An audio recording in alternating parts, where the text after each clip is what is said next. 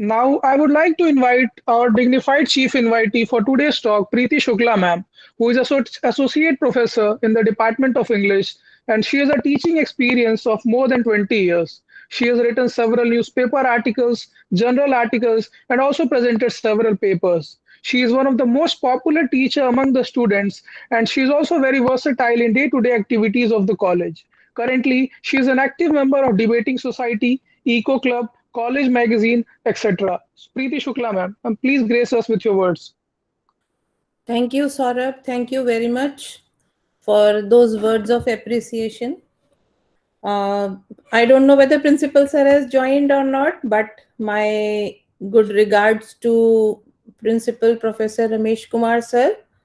Good evening, respected Pramod Sir and DN Sir, and very admirable Dr. Manish. Esteemed colleagues present here, President Ankit, Mandira VP of Sakshi, Shubham, Preeti, Chandni, all the executive, all student members of Sakshi and GSTS executives. I take this opportunity to congratulate you all for this yet another program organized by you, that is GSTS as you call it, GSTS 9 today. Saksh, the History Society of the Department of Shyamlal College Evening, has an unparalleled legacy of initiatives. Dr. Manish Karmwar, Assistant Professor, Department of History, is tirelessly involved in driving it to this level. Graduate Scholars Talk series is very engaging and informative for all learners, irrespective of all hierarchies. I am glad that I have also earned full admiration for GSTS. As all of you are aware that it is the ninth in the series, and this ninth GSTS session today in the series, yet another brilliant student, Ms. Divya Tyagi from BA program semester 4, is the orator for the day, as we all know. She's going to talk about patterns of hill politics in British India. It's a very beautiful saying. Home is where the heart is. In some way or the other, I understand Indian hills, especially Himalayas and its mystic foothills, gave a feeling of homeland to the Britishers. Maybe due to the similarity between the geographical and climatic conditions, scenic beauty, maybe the calmness between hill stations and their homelands, that is England. They felt it that way. So, started as a place of social and leisure activities, how it gradually became very important political and military centers of power is what surprises many of us today. I'm not a student of history, so I'm very keen on listening what Divya is going to elaborate upon this. She will deal with this gradual yet well orchestrated creations of centers of power among the hills of India, and what was once a leisure or fun seeking place turned into important capital churners.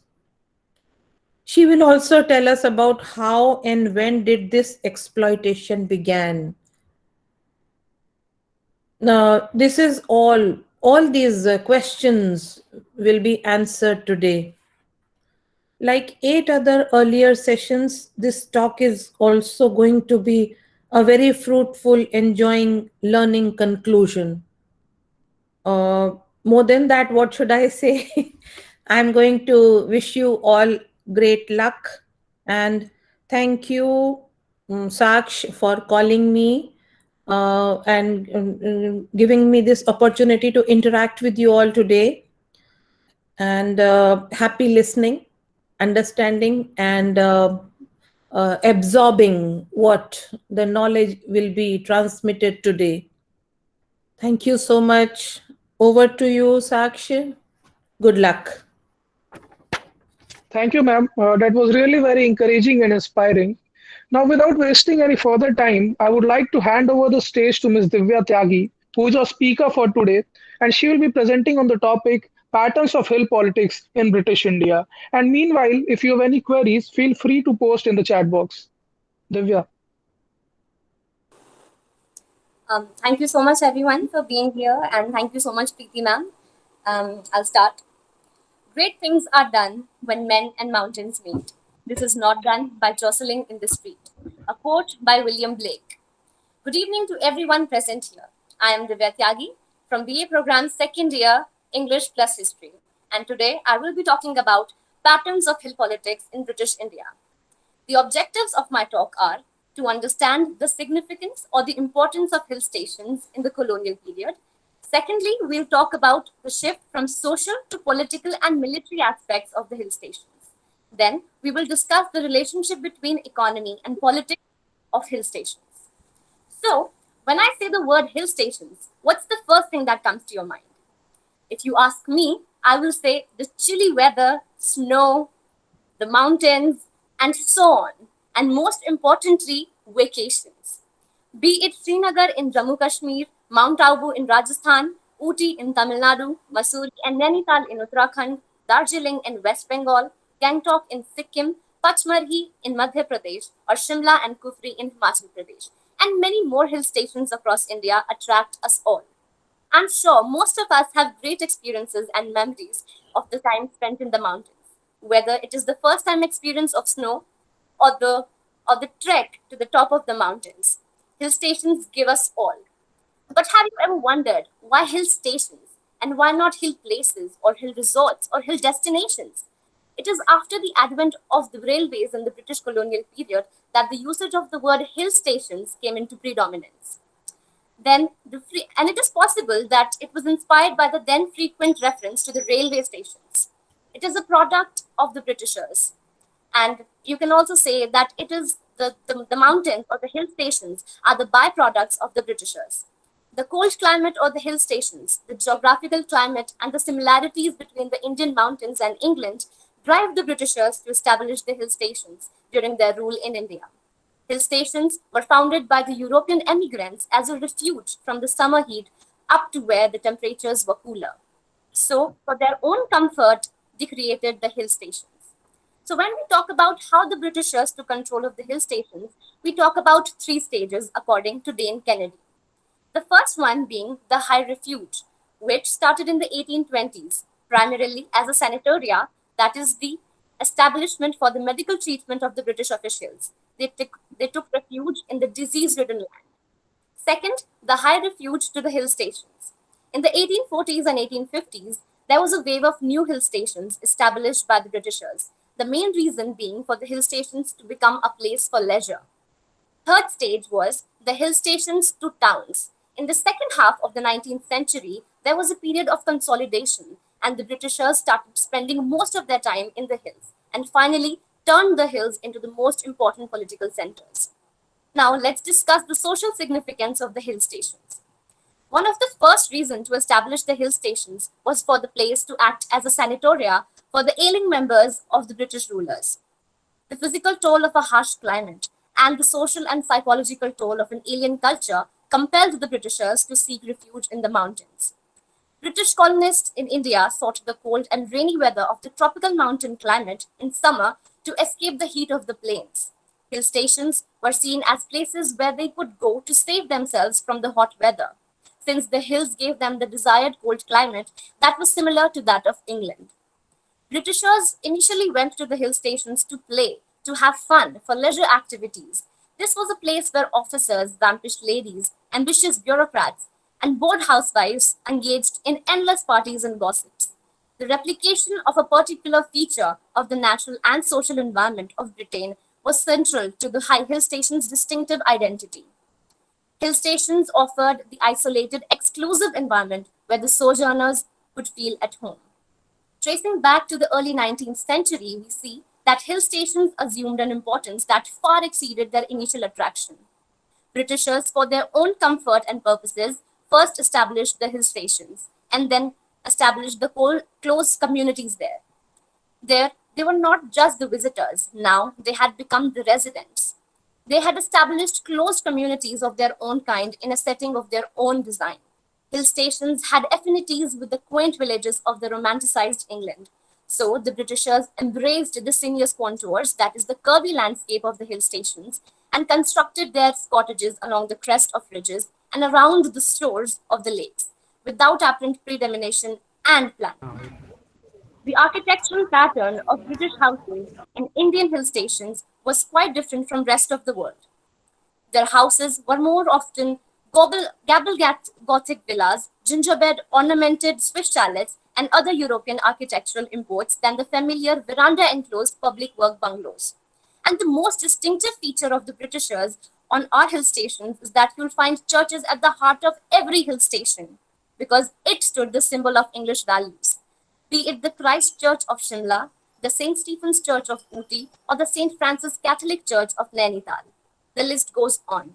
Now, the lives led in the hill stations replicated the social experience of the upper middle class in England.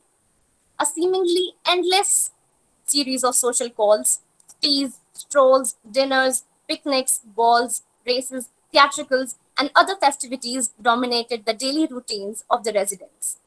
While the same social activities occurred where the British congregated in India, nowhere else the pursuit of relaxation and recreation attained such greatness. Visitors came to recover from illness, to relax in a pleasant climate, to relish a vacation of leisure activities, and above all, to interact with others whose social status and cultural norms replicated their own.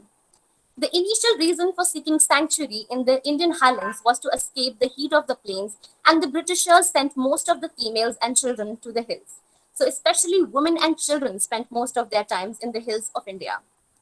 And a growing number of children went to the hill stations to attend the boarding schools. And even now, the boarding schools attract a great numbers of non-hill resident students for their beautiful campus and weather.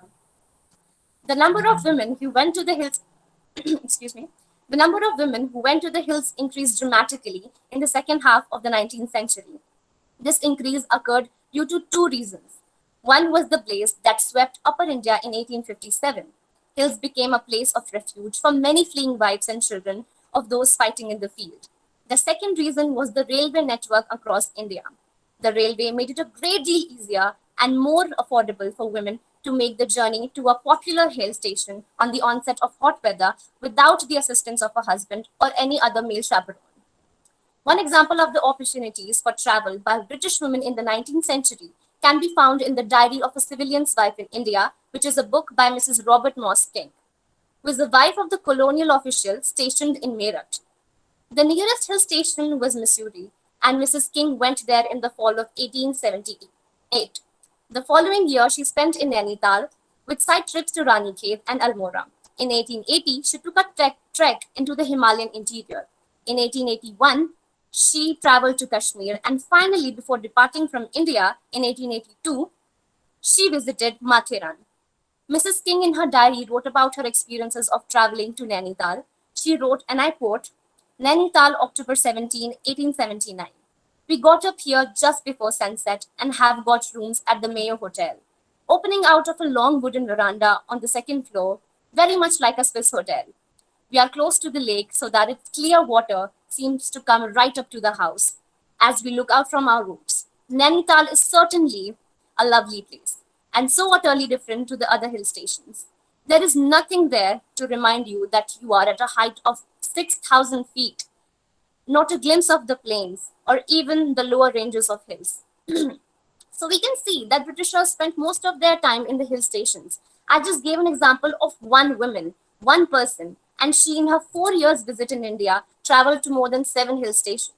Now imagine the number of Britishers, their wives and their children who spend their lives in the Indian hill stations. Now talking about the shift from social to political aspect of the hill stations. Britishers established political headquarters and military cantonments, centers of power from where they issued and executed orders with omnipotence. Hill stations, in effect, served both as sites of refuge and as sites for surveillance. These were places where the Britishers endeavored at one and at the same time to engage with and to disengage from the dominion they ruled. This paradox and its implication for the imperial endeavor gave the hill stations their significance. And yet the fact remains that hill stations were a part of the imperial system, that is, a part of the apparatus that allowed the British to rule or to colonize India. Hill stations now served as vital centers of political and military power. Talking about Shimla, by the late 19th century, viceroys and their councils were spending at least twice as many months in Shimla as they were in the historic capital of the Raj, that is Calcutta. Especially after the 1857 uprising, which had caused panic among the Europeans, Shimla remained largely unaffected by the rebellion. So John Lawrence, the then Viceroy of India, decided to turn Shimla into the summer capital of the Raj.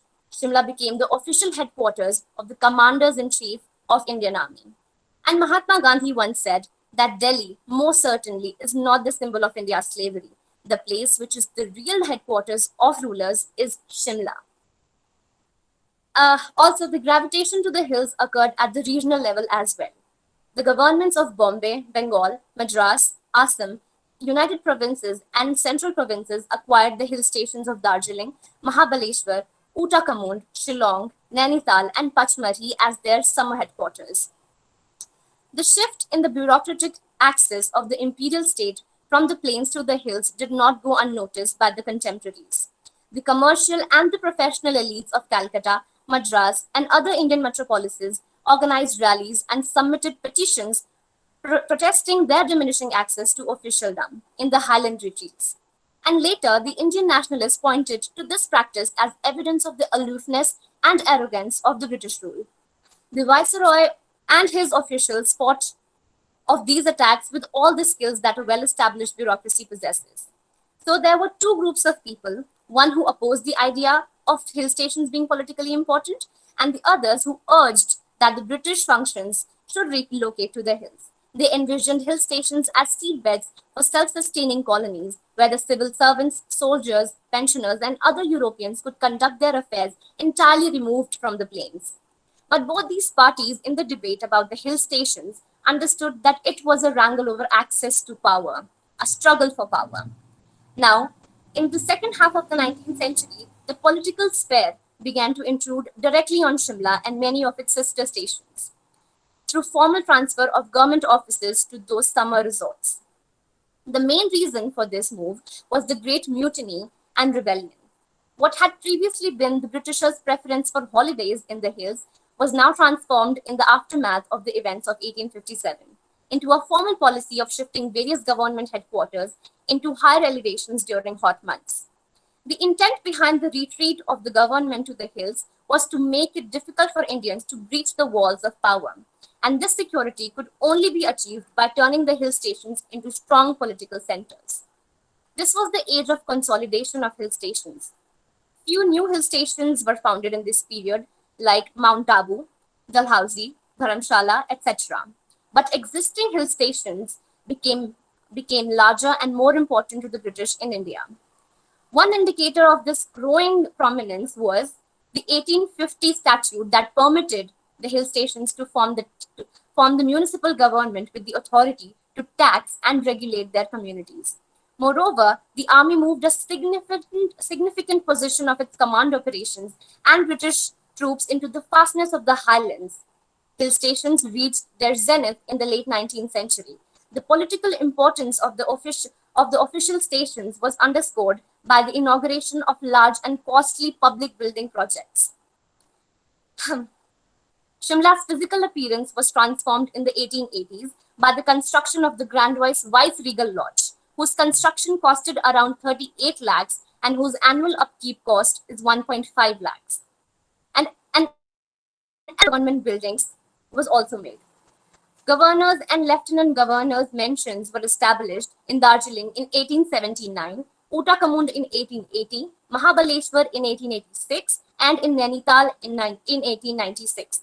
A profusion of clock towers, bandstands, fountains, and statues evidenced a heightened civic pride and prosperity even among the smaller hill stations. As Anthony King has observed, hill station existed to maintain the social structure and social behavior of British colonial community in India, and private intentions were thereby interwoven with public purposes. The British main sahibs and sahibs who made the seasonal pilgrimages to the hills depended on Indian porters, servants, shopkeepers, and others to sustain their comfortable existence. An average of 10 or more Indians were employed directly or indirectly in the service of each Briton. And the hill stations also grew more attractive as centers of employment for Indians. Even more disruptive to the sanctity of hill stations were the Maharajas, lawyers, merchants, and other upper and middle class Indians who began to encroach on these ethnic enclaves in the 19th and the early 20th century. Unlike migrant workers, these seeming upstarts possessed the financial resources and cultural standards to demand access to the residential and recreational quarters occupied by the Britishers. They intruded into the most intimate and most exclusive corners of the space that the Britishers had cleared for their own exclusive use. And also, the Secretary of the State for India and members of Parliament repeatedly demanded that the British central and provincial governments justify the financial and political costs of their annual migrations to the hills. Consequently, Indians became more visible and influential in the Indian hill stations. The British became less so. The end of the World War I was an important turning point. The war had confined an exceptionally large number of Europeans to the hill stations, and with its end, most of them took the earliest opportunity to book the passages to Britain so that children could be placed in boarding schools and families could be seen for the first time in years. The protest by the nationalists and the post-war construction of the new capital in Delhi undermined Shimla's position and the center of power of the British Raj. And its diminution implied the same for those other hill stations that acted as the summer headquarters for provincial governments. By the 1930s, the imperial and provincial governments had severely reduced or entirely terminated their annual migration to the hills. As the British found fewer reasons to go to the hill stations, property values fell, with only Indians coming forth as buyers.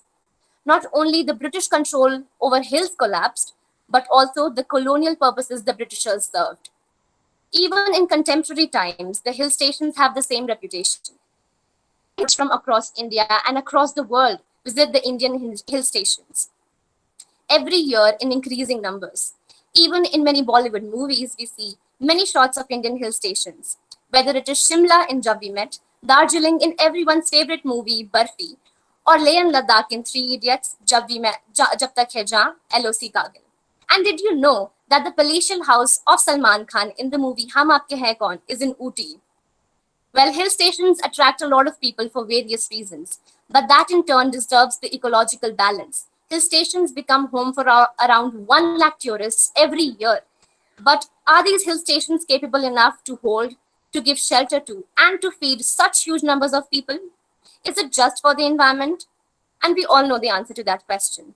In conclusion, despite their reputation as isolated retreats, the hill stations were profoundly implicated in the imperial endeavor.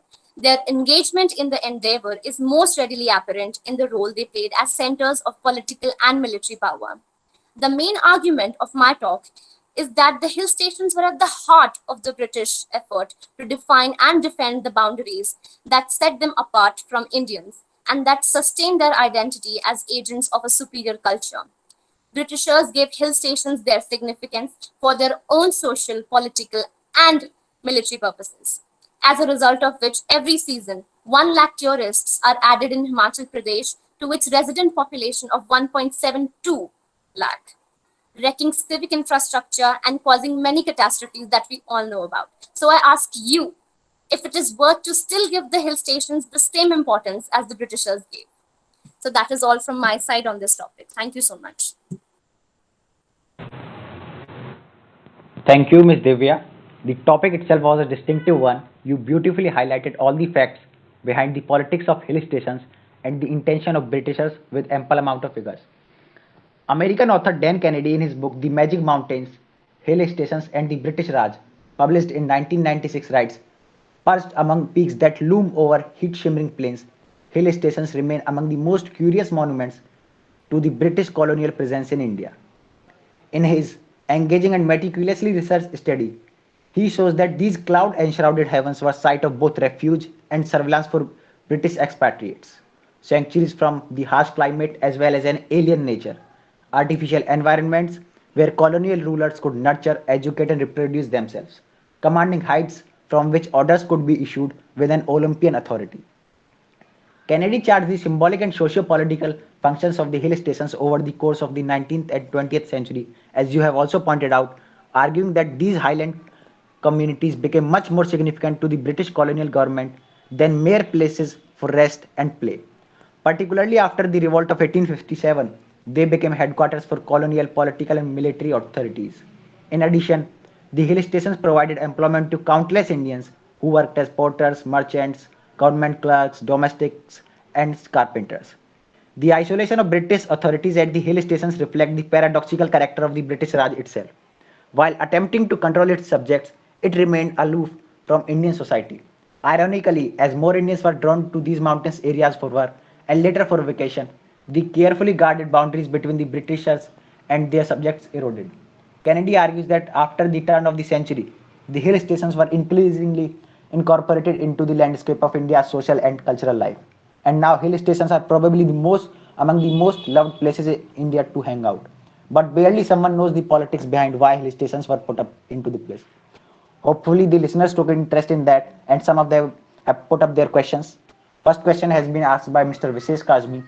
He is asking, could the establishment of hill stations by the Britishers somehow responsible for the flood or disasters in independent India? What are your thoughts on this? Well, definitely, because the significance of the hill stations now that we see is just because they were established in the first place by the Britishers. And now we see that so many people, I just gave the figures that 1 lakh every year, every season, tourists come to these hill stations. And obviously, how can a, a state hold so many people at a time? And when we also, as tourists, go to hill stations, we obviously exploit the hill stations, the place where we go. And whether it is by polluting the area or knowingly unknowingly, any which ways, we are causing the problem, and which is obviously leading to the floods and the ecological unbalance of the hill stations. So obviously I do believe that because of the Britishers, now we have seen so much of catastrophes in the hill stations. All right, second question has been put up by Ms. Preeti Rai. She is asking that, do you think the consolidation of hill stations by the Britishers in late 19th century was the reason for India's slavery? Yes, I do strongly believe that the Britishers came with the motive of colonizing India, and even if their initial approach towards the hill station was social, but they ended up making it a strong political center. And obviously, even I quoted Mahatma Gandhi that Shimla became the main center of the India slavery. So yes, I do believe that their main motive was to colonize India, and because of their efforts in the hill stations, I do believe that yes, it was one of the reasons. I won't say that it's the only reason, but it is one of the reasons that India became a slave to the Britishers.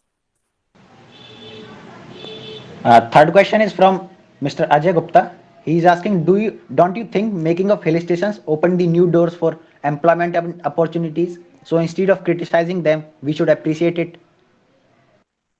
Well, I don't think we should appreciate it because of the Britishers, the Indians. Well, definitely there were employment opportunities that, but they were under the Britishers. The Indians were employed under the Britishers, and the only profit that anybody was getting were the Britishers. And so I do not believe that it is a good thing.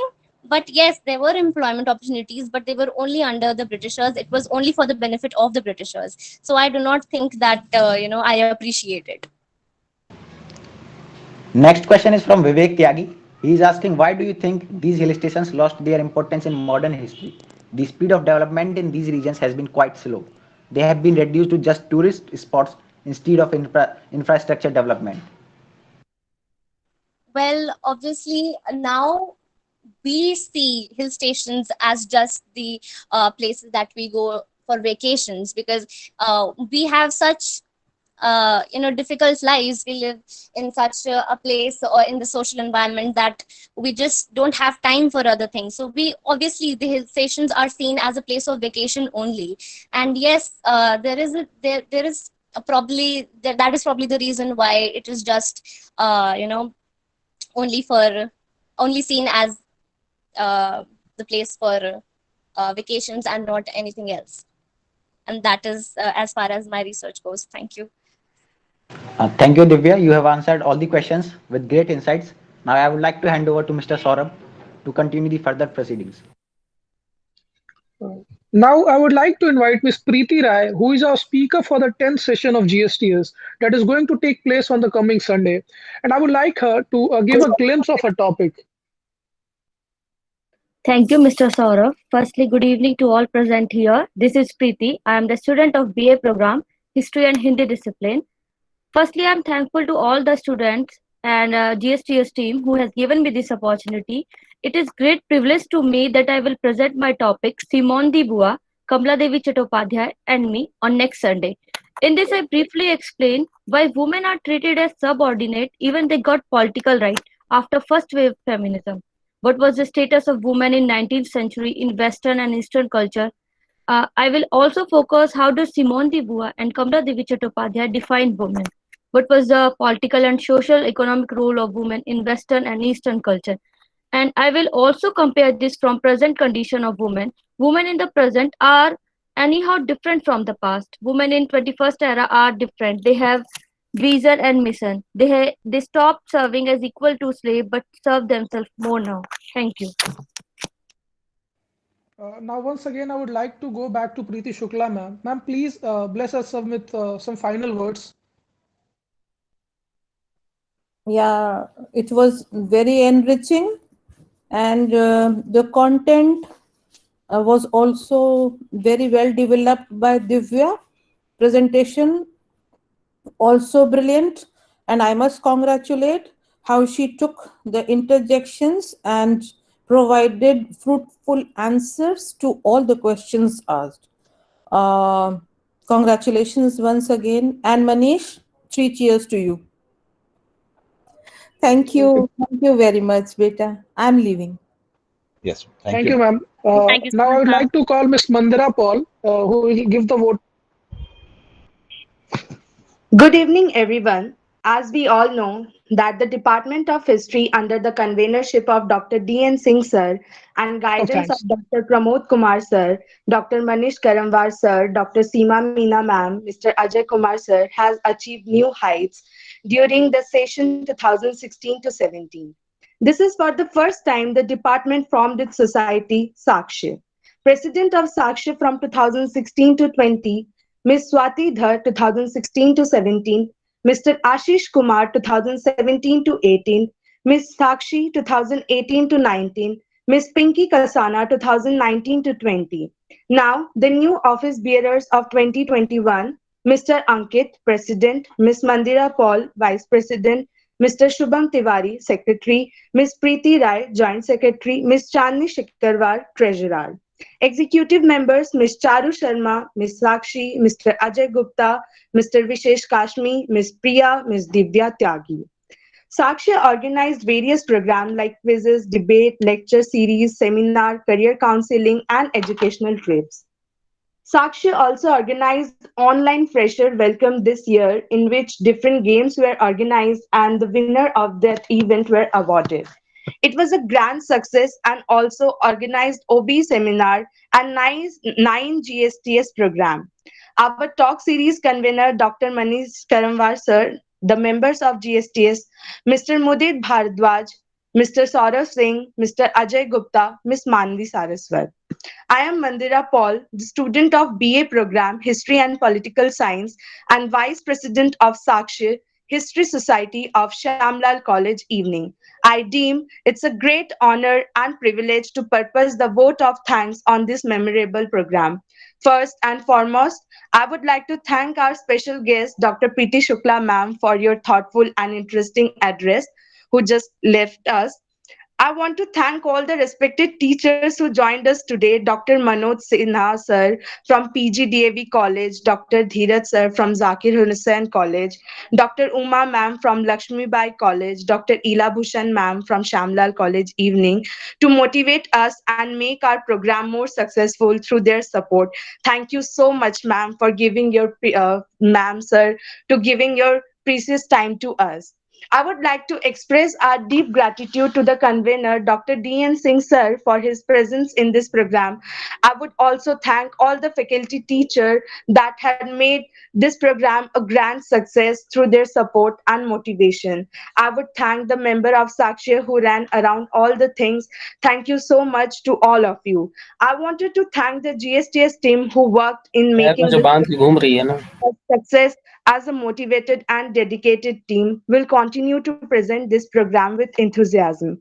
Further, a big thanks to our speaker, Ms. Divya Tyagi, for adoring her necessary work and sharing with us his graceful opinion and make our evening such an informative one.